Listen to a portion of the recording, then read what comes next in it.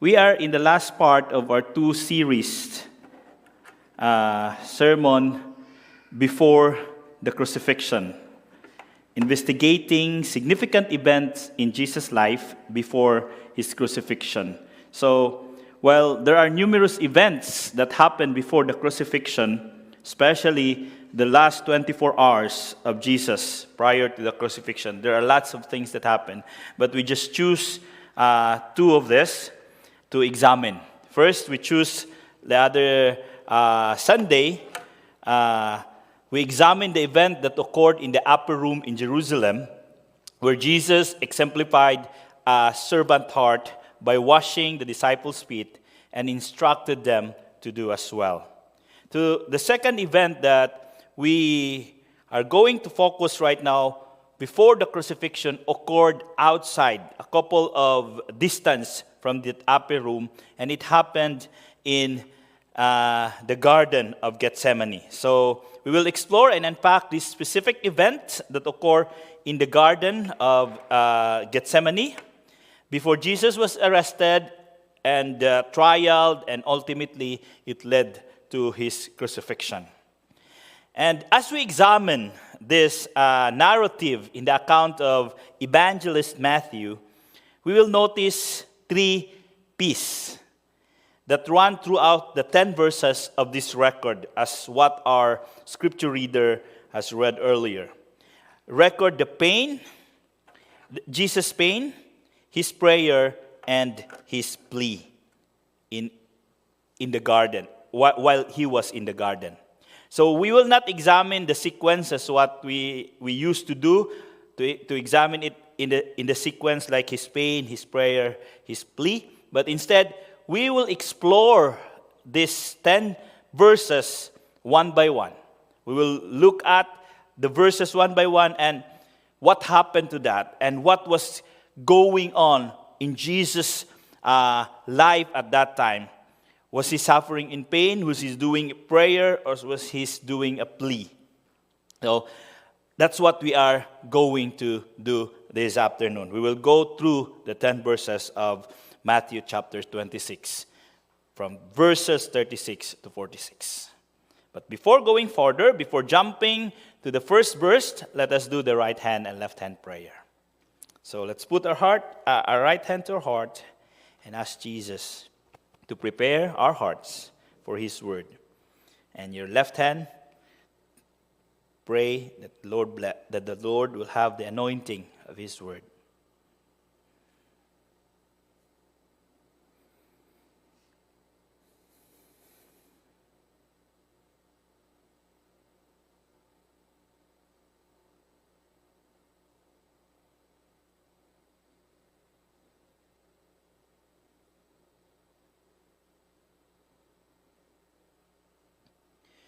Spirit of the living God, Jesus promised before he left to send us a comforter and an advocate. And right now, Lord, we invite you to minister to us in this very moment. Holy Spirit, you know our very need at this time.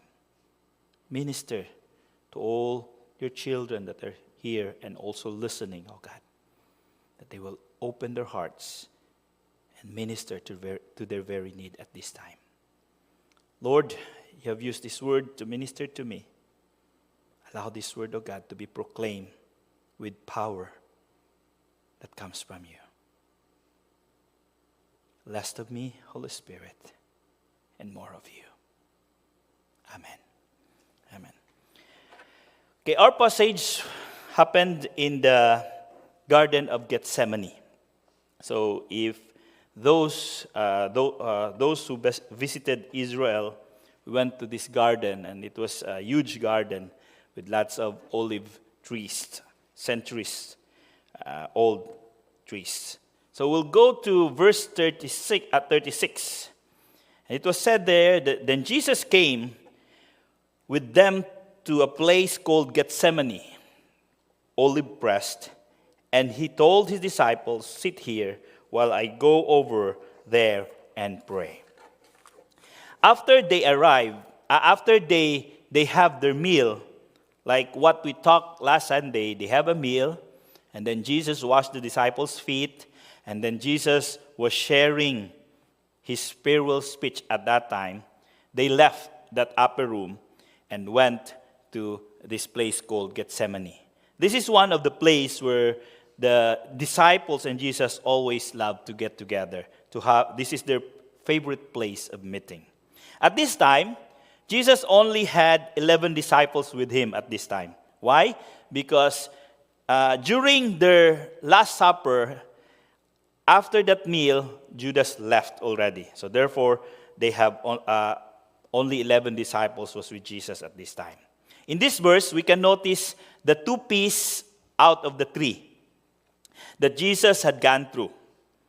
So the first question, why after that meal they have in the upper room, why Jesus led his disciples to this place called Gethsemane? Aside from this is their favorite place of meeting, let us learn the meaning. The word Gethsemane is olive press, where most likely the place is an orchard of olive trees, where there is a fixture or a structure there they used to press the olive fruit to extract oil.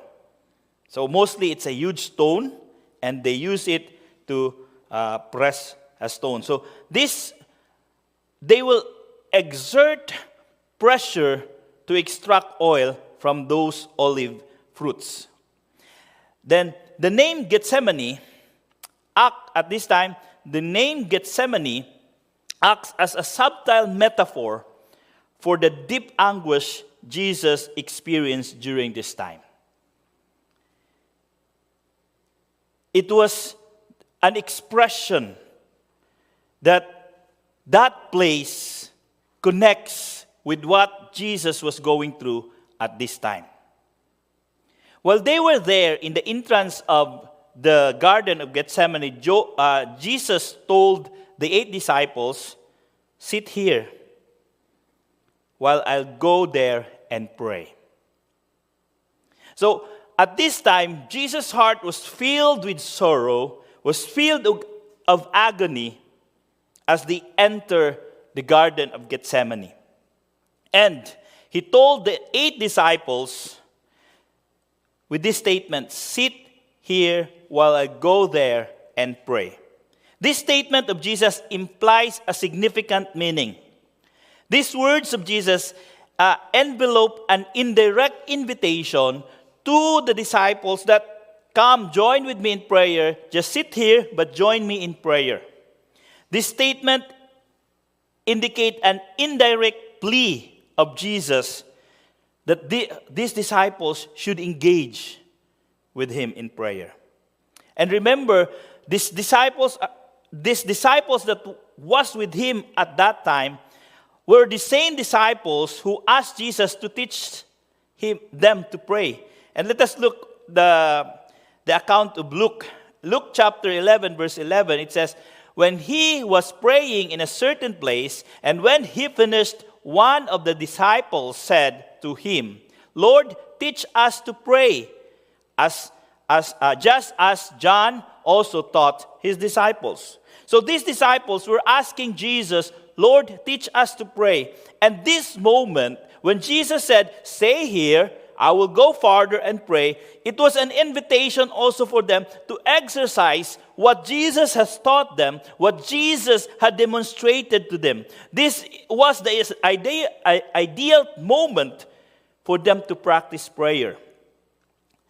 So at this part, this verse, we can indirectly, Jesus was inviting them to pray.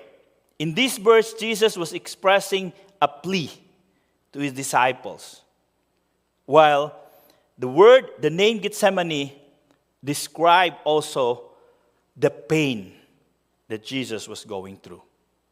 Now let's go to verse 37.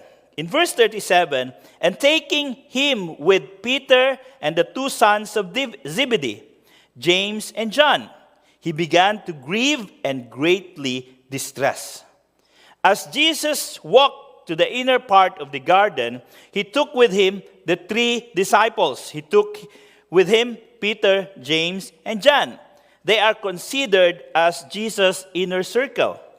And this was also the 3rd time that Jesus took these 3 men in his ministries, in his whereabouts. Like, they were with Jesus in the Mount of Transfiguration.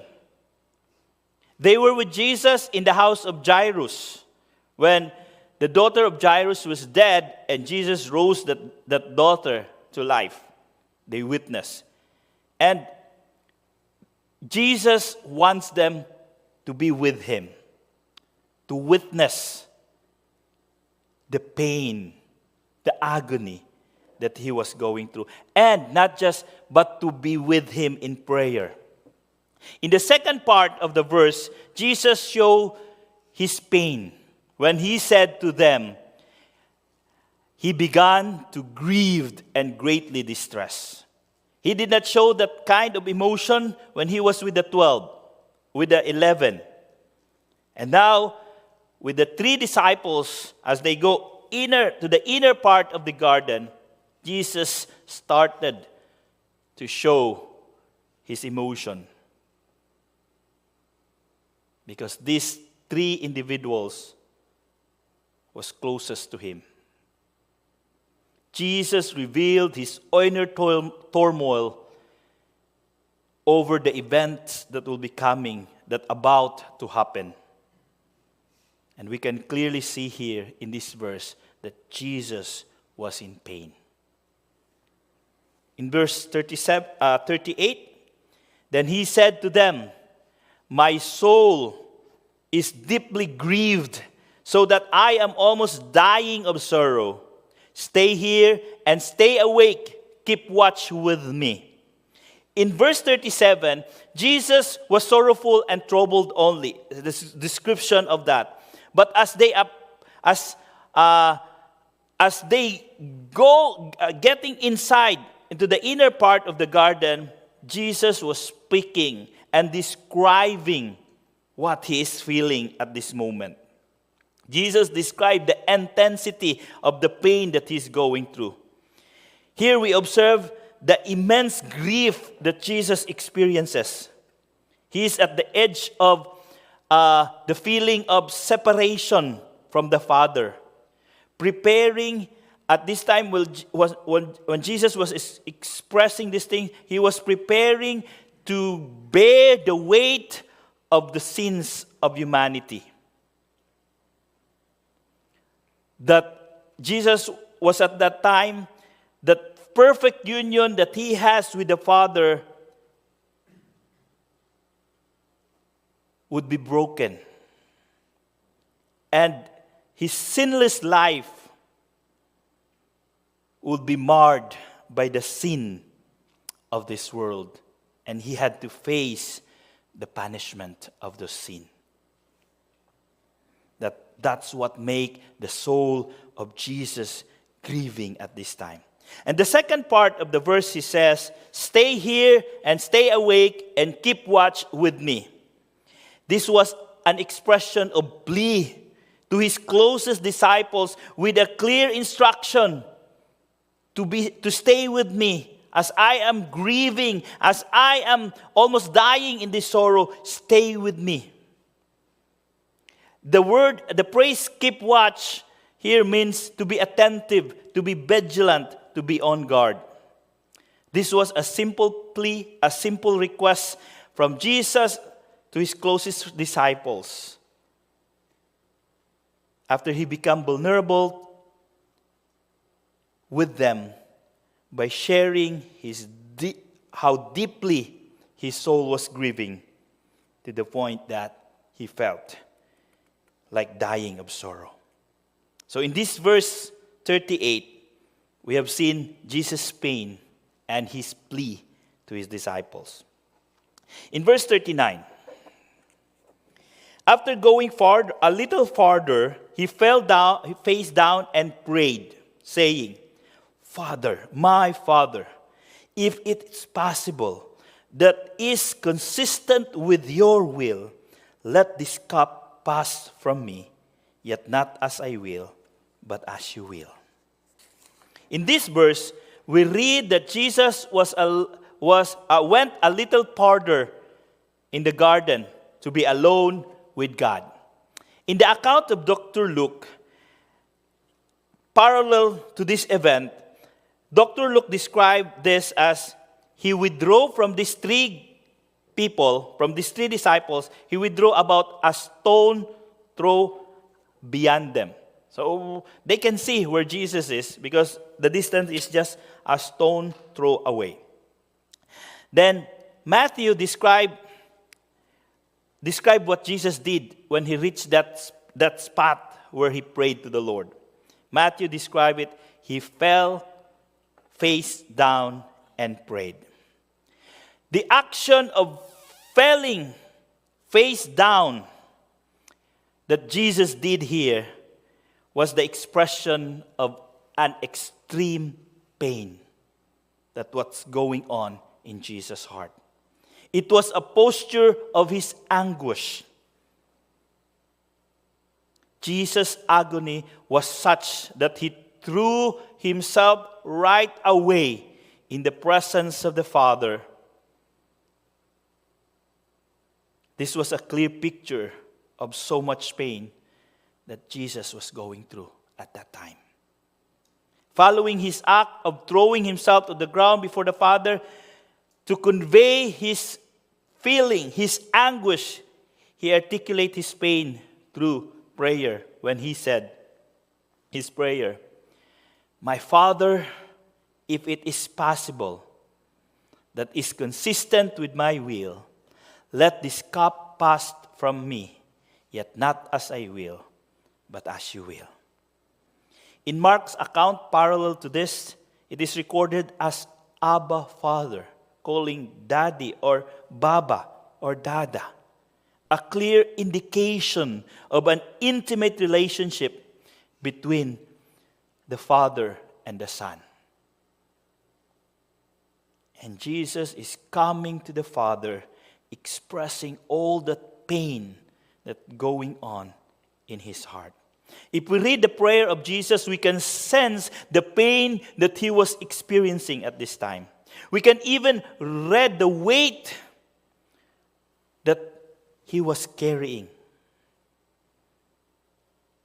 And in fact, in the account of Luke, he described the pain and anguish of Jesus had gone through. Luke chapter 22, verse 44. The NIV version said, "And being in anguish, he prayed more earnestly, and his sweat was like drop of blood falling to the ground." Wow. The picture here that Dr. Luke had given to us, that really Jesus was in great agony, that his sweat at that time looks like blood drops from his brows. In his pain, he was appealing to the Father. If it is possible, that is consistent to your will, O Lord, O Father. He's appealing in his prayer that if possible, let this cup pass from me. What does this cup represent here? And why does Jesus want this cup to pass from him?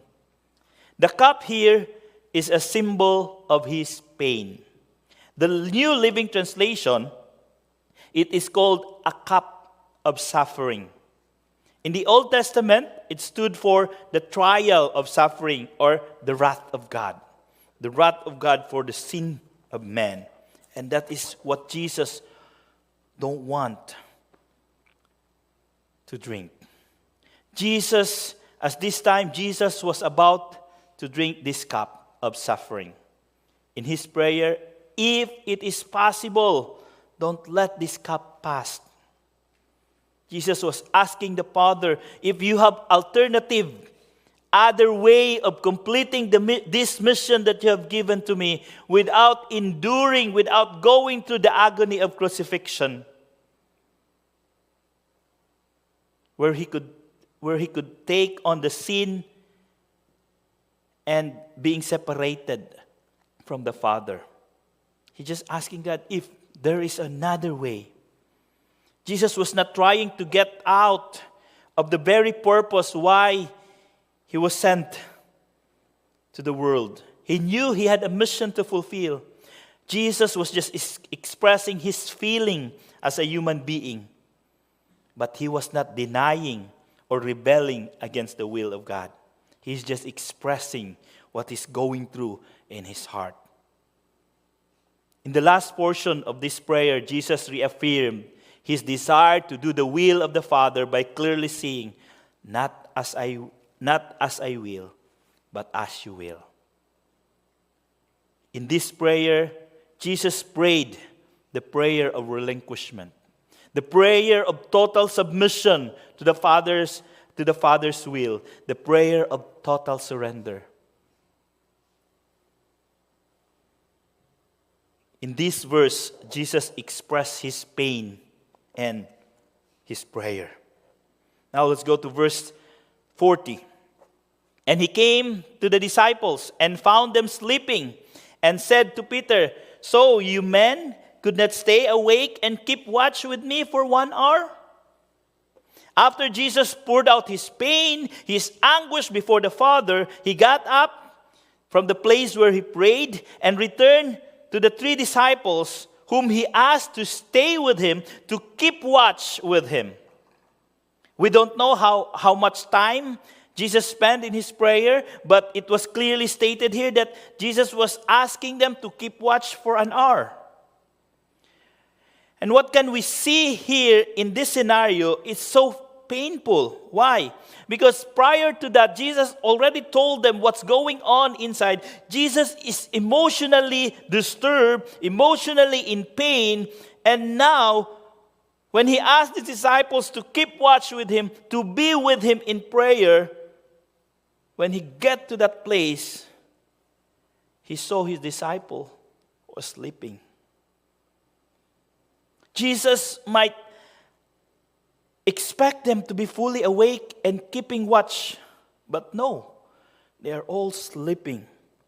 Instead of showing support for Jesus by remaining awake with him and praying for strength in the coming hours, they had fallen asleep. That give pain to Jesus. And the pain that Jesus was feeling at that time, that pain that Jesus felt at that moment was intensified, seeing that no one of his closest friends stood in his anguish, in his agony. In this verse, Jesus called the attention of Peter and asked him, "So you men could not stay awake and keep watch with me for 1 hour?" Among the 3 disciples, I was wondering, why among the 3? There were Peter, James, and John.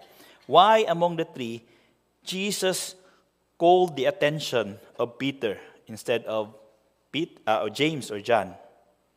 Jesus addressed Peter directly. Why?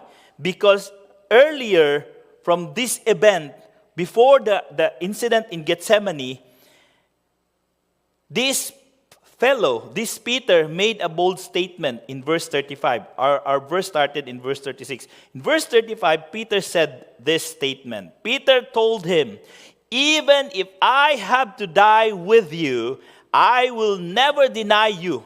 And all the disciples said the same thing. Wow. Peter had said that he would never leave Jesus.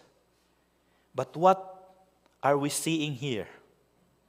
Jesus just needed a prayer support, a support at that moment. But Peter and other disciples were unable to offer that support to him. In this verse, we felt the pain of Jesus. Let's go to verse 41. Keep actively watching and praying that you may not come into temptation. The spirit is willing, but the body is weak. In the first part of this verse, God made another plea to his disciples. they are not only to pray for Jesus, but also to pray for themselves. Why? Because Jesus knew that these men would need an extra strength as they face temptation ahead. A temptation to run away or deny the relationship with Jesus. Jesus wanted his disciples to pray that their faith would not waver. Why? Because Jesus knows what's going to happen ahead. That these disciples would not waver when they witness what will happen to their teacher, to their master. He urged them to seek strength so that they can endure the impending ordeal as Jesus marched going to the cross. They were about to see Jesus be beaten. They were about to see Jesus to be crucified. They were about to see Jesus' death. And when they saw all this thing unveiled, they would probably doubt if he is indeed the Messiah. Soon they will face confusion. Soon these disciples will face fear, loneliness, and the temptation to believe that they have made a wrong decision of following him. That's why Jesus asked them to pray. That's why Jesus asked them with this plea. The second part of this verse expresses Jesus' pain at seeing his disciples, his beloved disciples, who are unable to stand and just show weaknesses. He said to them, "The spirit is willing, but the body is weak." These disciples possess a deep desire, intention, by claiming that they would never disown Jesus, that they will die along with Jesus. The bond that this disciple and Jesus shared was so tight. However, these men are still human, filled with fears and failures. Hindered their ability to fulfill their desire, their intention. They have the willing spirit, but that willing spirit requires the Holy Spirit's empowerment to accomplish God's will. At this time, they failed Jesus. But when the promised Spirit came after Jesus left, these people made a great impact to the world. In this verse, we see Jesus made a plea and expressed his pain. In verse 42, he went away a second time and prayed, saying, "My Father, if this cannot pass away unless I drink it, your will be done." In this verse, Jesus left his sleepy disciples and returned to the place where he had that heart-to-heart conversation with the Father. What can we notice in the second prayer of Jesus? The second prayer is something like shorter prayer. And we can sense in the intensity of this prayer, the intensity of the emotion is decreasing, showing that Jesus is more calmer as he communicates his prayer to the Father. After Jesus poured out his burden, the burden of his heart, despite of the pain and disappointment he experienced from his disciples, he showed a moment of peace here in the second prayer. So in this verse, obviously, Jesus expressed his prayer to the Father. Now let's go to verses 43 and 44. Again, he came and found them sleeping, for their eyes were heavy. So, leaving again, he went away and prayed for the third time, saying the same words once more. Jesus returned once more to these three disciples. And again, it pained Jesus seeing them sleeping. Despite of Jesus' plea for them to stay awake, stay alert, and praying to avoid the impending temptation, their heart was so heavy, the urge to go back to sleep overcome them, and they never supported Jesus at that time. We have noticed here the action of Jesus. Because they're sleeping, Jesus did not wake them up. Jesus just turned his back and went to the place where he talked with his Father. He was not affected by the pain of seeing his disciples sleeping. He went back and conversed to the Father for the third time. The third prayer of Jesus Christ was not recorded any of the three gospel. They did not record it, and they just said that Jesus says the same words or the same thing. So it was not captured precisely what Jesus prayed in his third prayer. The Amplified Bible states that Jesus just repeat the same words, while the International Standard Version notes that he prayed again for the third time, saying the same thing. So because it was not recorded, we assume whether he was praying the first prayer or the second prayer. But I am convinced that Jesus' third prayer was a prayer of complete surrender, complete submission to the Father's will. If I may put into words, he might be saying, Father, if this is your will, I am ready.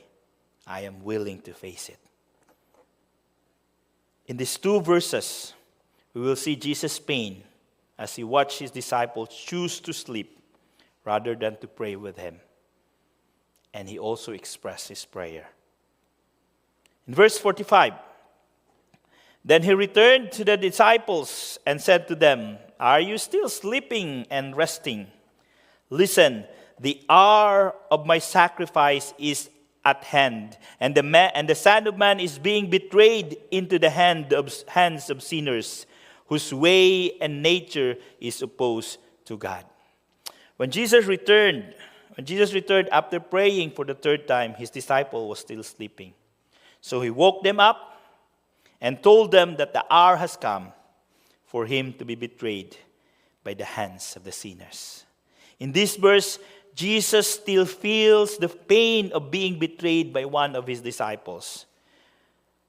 But after much prayer, he was ready to face this hour, that hour. In his final hour, Jesus connected deeply to his Father, engaging in a heartfelt conversation and struggle, making a humble submission to the Lord. Now, Jesus was ready to confront the cross, his betrayer, the sinners coming to arrest him.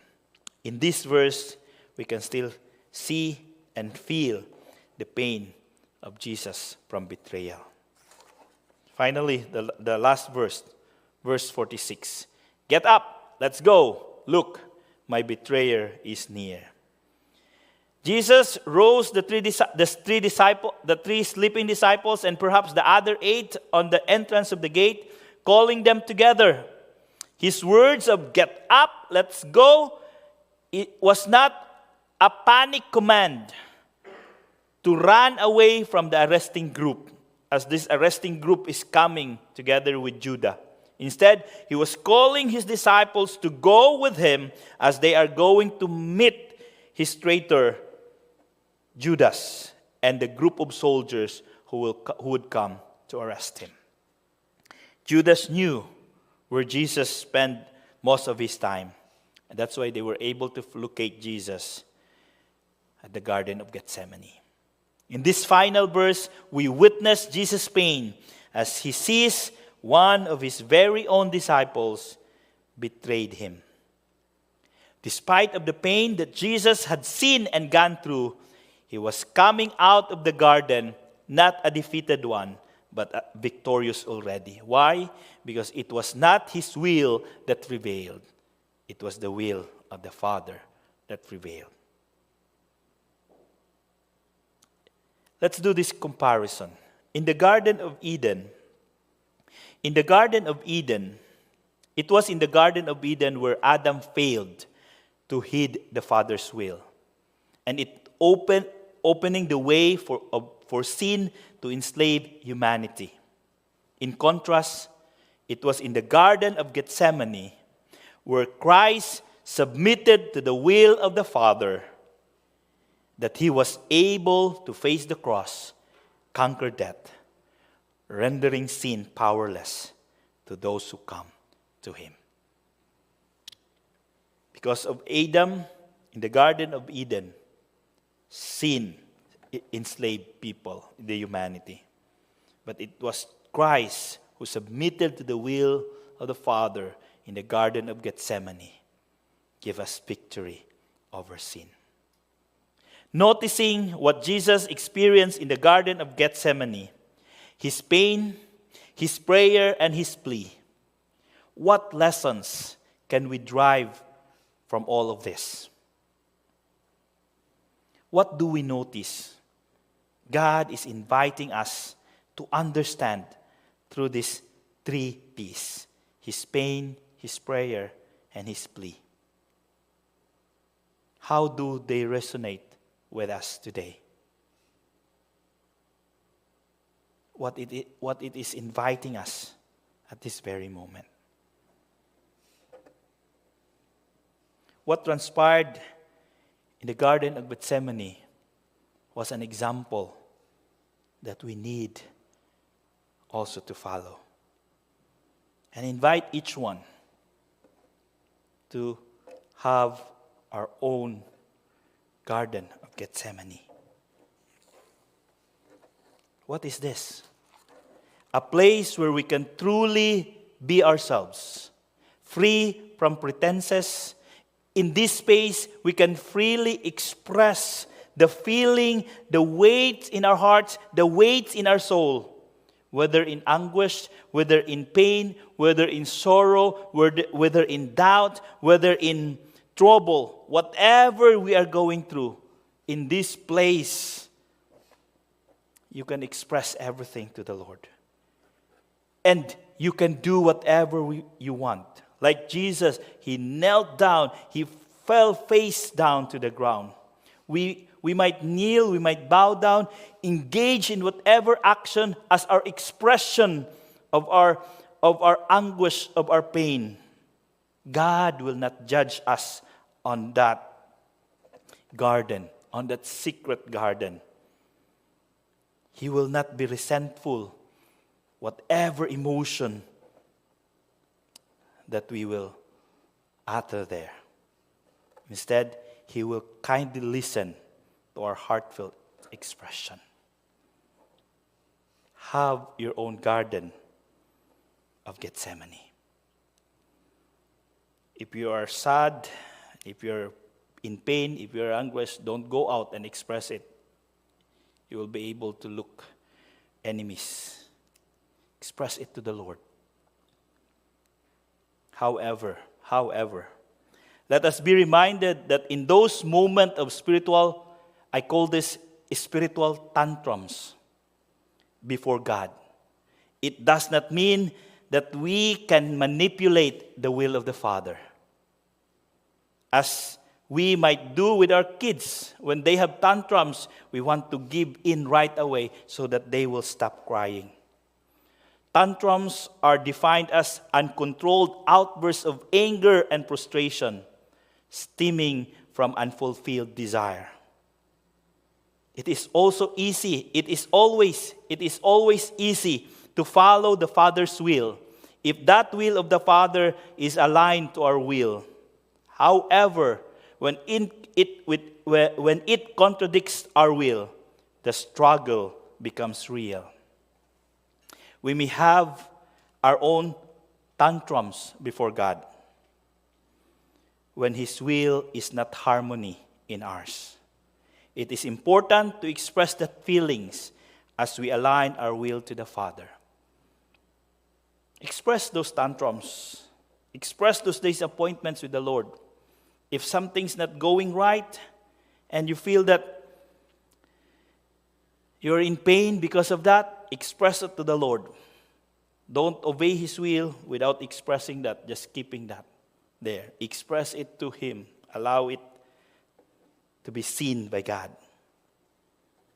Friends, in our Garden of Gethsemane, we find a place of surrender where we lay down our own. Garden of Gethsemane, you poured out everything to the Lord. Be vulnerable in the presence of God. In Jesus' moment of carrying those burdens, no one stood with Him. No one prayed with Him to help lessen the burden that He was carrying. No one was with Jesus at that time. But Jesus overcome that loneliness. And because Jesus had overcome that loneliness and knowing how difficult it was to bear the burden alone, before the trial in that Garden of Gethsemane, He was already aware that this challenge He will be facing alone and how difficult it is. That's why He extended an invitation to all the people prior to this event in Gethsemane. In Matthew 11:28-30 said, "Come to me, all of you who are weary and loaded down with burdens, and I will give you rest. Place my yoke on you and learn from me, because I am gentle and humble, and you will find rest for your soul, because my yoke is pleasant and my burden is light." Jesus is inviting us to come to Him. Whatever we are carrying right now, whatever burden you have right now, share it to the Lord. Surrender it to the Lord. Perhaps you're feeling the burden, maybe because you are moving away from the will of God. And that burden will continue to be there unless you lay down that burden and surrender that to the Lord. It was a struggle. It was so painful as the father of the head of the household when I lost my job. I cried to the Lord. I bring that burden to my Garden of Gethsemane. I kneeled before the Lord and cried, "Why? Why, Lord? We need this. I need to support my family." Submitted all applications, more than 15 applications, but everything came back negative. Lord, I don't know why. But I will lay down to you. I will surrender to you. And God was so faithful. Really faithful. Friends, let us learn to surrender our will to the Father by learning from Jesus' prayer. What was His prayer? "Not my will, but your will be done." In all that we want, in all that we desire, pray this prayer. "Lord, I want this, but not my will, but your will be done." This is not an easy prayer. This is not an easy prayer. For many times, it will go against our own will. But I invite everyone to respond to Jesus' invitation. What was Jesus' invitation? "Place this yoke upon you and learn from me." As we take that yoke of Jesus, we will lay down our own will and surrender to Him. And as we surrender to Jesus, we will start learning from Him. Unless we don't surrender to Jesus, we will not learn anything from him. Have our own Garden of Gethsemane. When we feel that burden is too much to bear, come to that garden and surrender to the Father. Jesus was able to face the greatest challenge in his life because he surrendered to the Father's will. 3 times. 3 times Jesus knelt before the Father, expressing what was in his heart. Until he was fully surrendered, he left the garden ready and already victorious. Friends, brothers and sisters in the Lord, visit that garden, your Garden of Gethsemane, frequently, as open as you want, and speak to the Lord until our hearts or your hearts is transformed.